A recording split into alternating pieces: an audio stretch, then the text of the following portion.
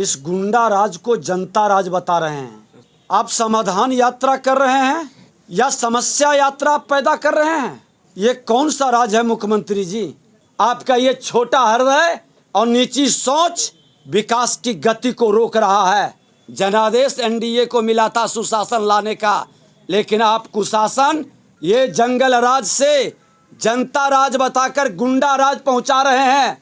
वही जंगल राज में सबसे ज़्यादा मिथिला के क्षेत्र से लोग पलायन किए, को हर जात के लोग हैं, दलित, शोषित, पीड़ित, अति पिछड़ा, पिछड़ा, अगड़ा, सब समाज के लोग पलायन किया।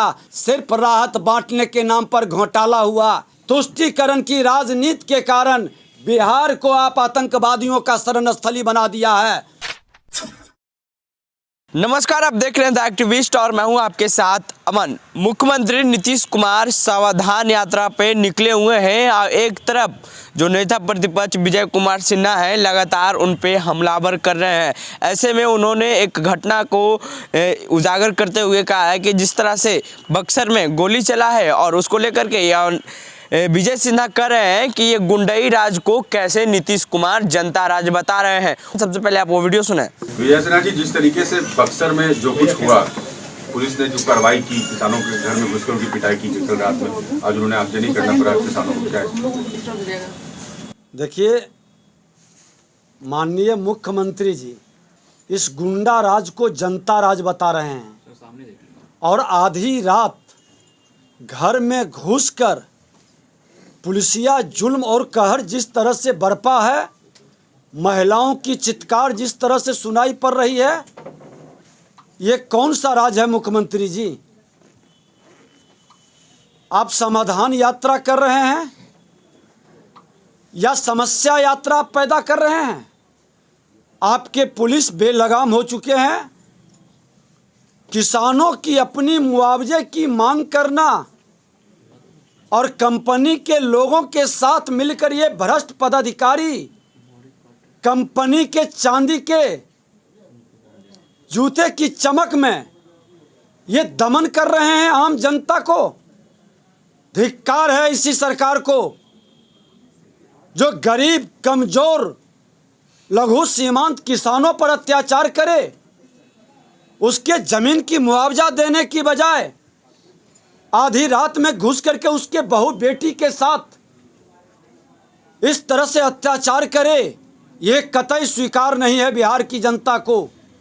और इस तरह का दमनकारी नीति का हम विरोध करते हैं, घोर भर्त्सना करते हैं और माफ़ी मांगे ये सरकार और उस अफसर पर इमीडिएट कार्रवाई करे, किसानों को मुआवजा दे। और जिस कंपनी के भ्रष्ट लोगों की मानसिकता से ये तो वहाँ का वीडियो वायरल हो गया, अधिकतर जगह जो प्राइवेट कंपनी सरकार के टेंडर और सरकार के कार्यों का लेता है, वो पुलिस को मिलाकर, पुलिस को पैसे खिलाकर किसानों के और वहाँ के स्थानीय नौजवानों को दमन करता है, शोषण करता है। ये दमन और शोषण बंद करे बिहार के अंदर, नहीं तो यहाँ के नौजवान उठेंगे और फिर आपके दमनकारी नीति का अंत करने का एक नया शुभारंभ करेंगे। बिहार शक्ति की धरती है और कोई शक्ति से बिहार के नौजवानों को डरा नहीं सकता। आप जो अत्याचार अपने अहंकार में, असत्ता के मंत्र मुग्धता में मुख्यमंत्री, उप मुख्यमंत्री जी जो खेल खेल रहे हैं भ्रष्टाचारियों के साथ बैठकर, ये बंद करिए। ये कतई नहीं चलेगा बिहार के अंदर। आप लोग कह रहे हैं कि भाई समाधान यात्रा के दौरान मुख्यमंत्री लोगों से मुलाकात नहीं कर रहे हैं। कल जो है मंत्री जमा खान ने कहा है कि अगर साबित कर देंगे बीजेपी के लोग तो हम इस्तीफा दे देंगे अपने पद से। मैं खुला चुनौती देता हूं कि आप मधुबनी, मिथिला के पवित्र धरती पर गए हैं। उस मिथिला के पवित्र धरती को अपवित्र मत करिए। आप ही वो व्यक्ति हैं जो उच्चैठ से उग्रतारा सहरसा तक 100 किलोमीटर की सड़क केंद्र सरकार ने स्वीकृति दिया और आज तक आपने जमीन उपलब्ध नहीं कराया, क्योंकि ये रोड सड़क बनती तो देश के प्रधानमंत्री नरेंद्र मोदी जी का जयकारा लगता। आपका ये छोटा हृदय और नीची सोच विकास की गति को रोक रहा है। पूछिए उन मंत्री जो हस्तिनापुर के गुलाम बन करके साथ चल रहे हैं, जवाब दें कि आज लोहट, शहीद सकड़ी, रयाम चीनी मिल क्यों बंद हो गया? जंगल राज में जब बड़े भाई लालू प्रसाद यादव का आतंक था, ये चीनी मिल बंद हो गया, हजारों लोग बेरोजगार हो गया। जब एनडीए की सरकार हुई, भारत सरकार के पहल पर हमारे उद्योग मंत्री जब वहाँ पर इथेनॉल की फैक्ट्री लगाने का कार्य शुरू किए, उस प्रोजेक्ट को आपने क्यों रोक दिया?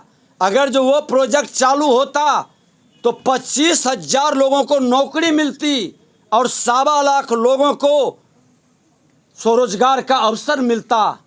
कौन जिम्मेवार है मुख्यमंत्री जी? ये जंगल राज से जनता राज बताकर गुंडा राज पहुंचा रहे हैं। ये समाधान यात्रा है या व्यवधान विकास की पैदा कर रहे हैं?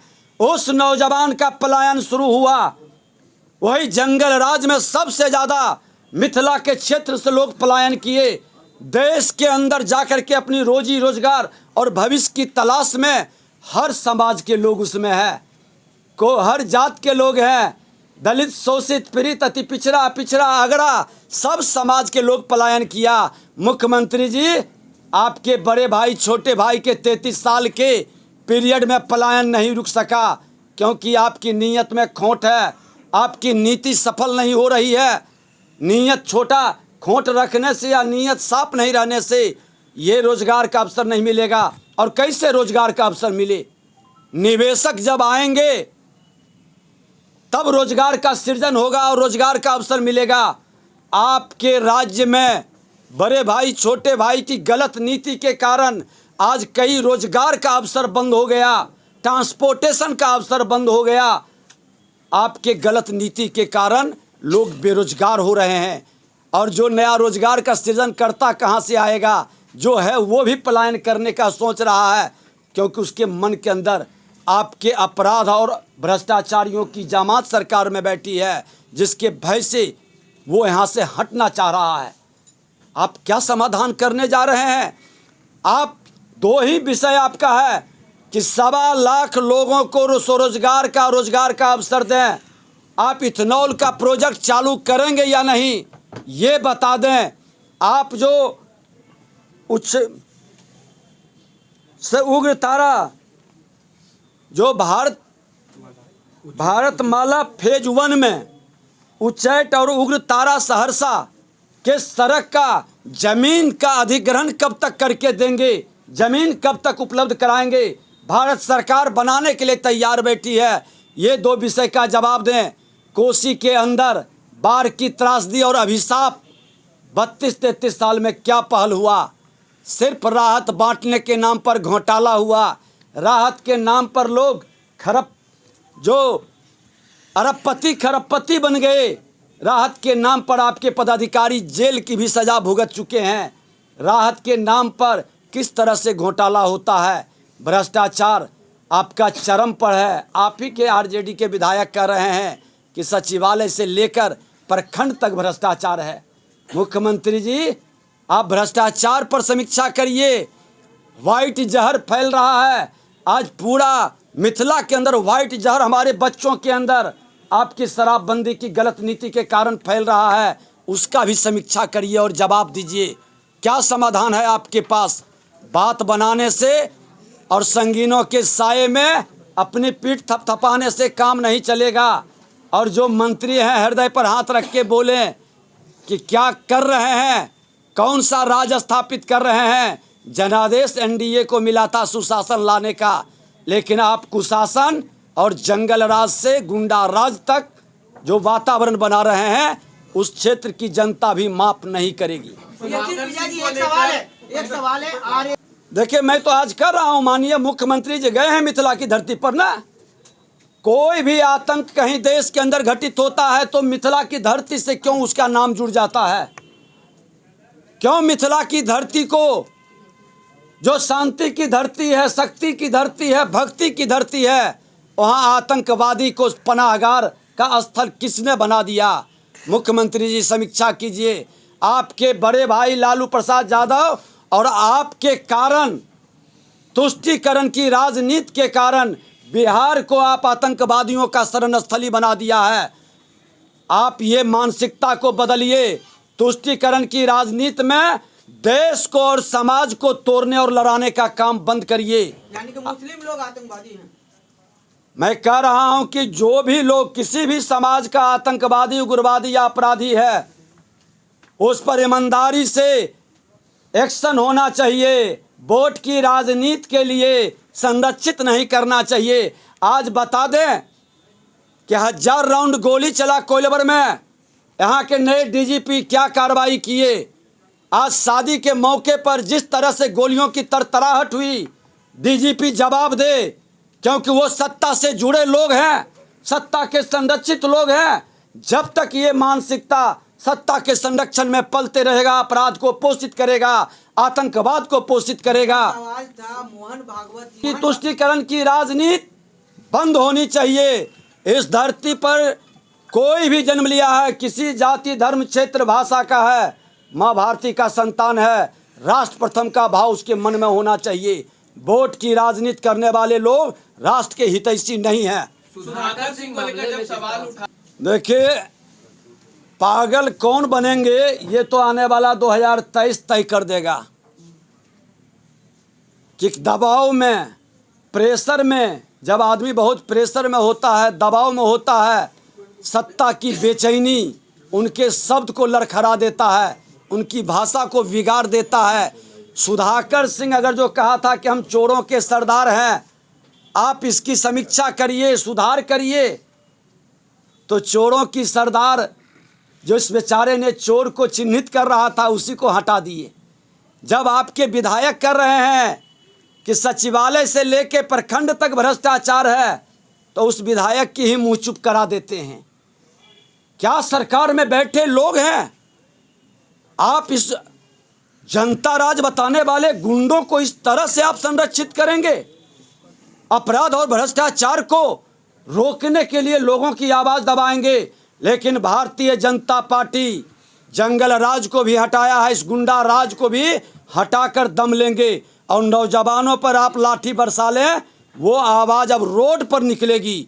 हर जिले के अंदर अब आप जाएंगे, लोग पूछेगा कि आपने 33 साल में बड़े भाई, छोटे भाई, जो वादा किए, जो केंद्र की योजना है, वो ज़मीन पर क्यों नहीं उतरा? मधुबनी से हमने शुरुआत किया है।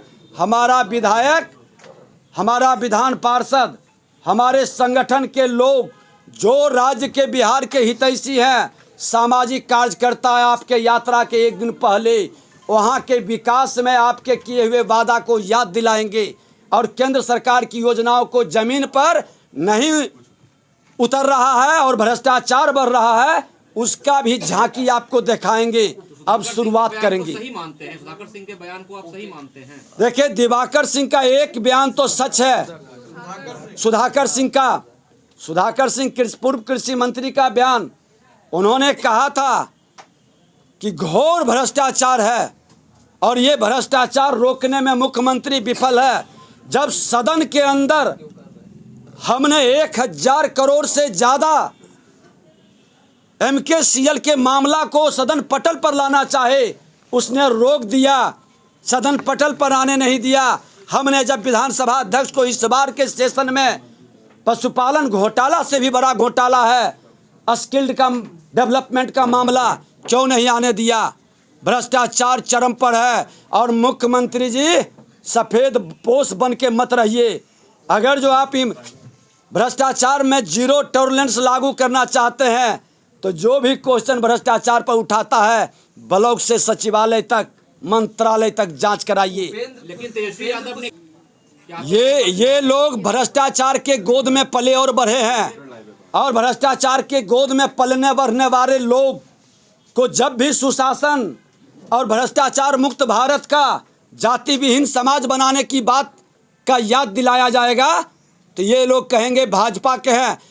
सभी लोग सुशासन, भ्रष्टाचार मुक्त भारत और जाति विहीन समाज, जो गांधी जी का, लोहिया जी का, जयप्रकाश जी का, पंडित दीनदयाल उपाध्याय का नारा था कि जाति विहीन समाज और भ्रष्टाचार मुक्त भारत, ये भाजपा का नीति है। और इस नीति पर जो भी चलेगा हम उसका स्वागत करेंगे। इसमें आपकी क्या प्रतिक्रिया है नीचे कमेंट बॉक्स में दें। फेसबुक पे देख रहे हैं शेयर करें, यूट्यूब पे देख रहे हैं हमारे चैनल को सब्सक्राइब करें। बहुत बहुत धन्यवाद।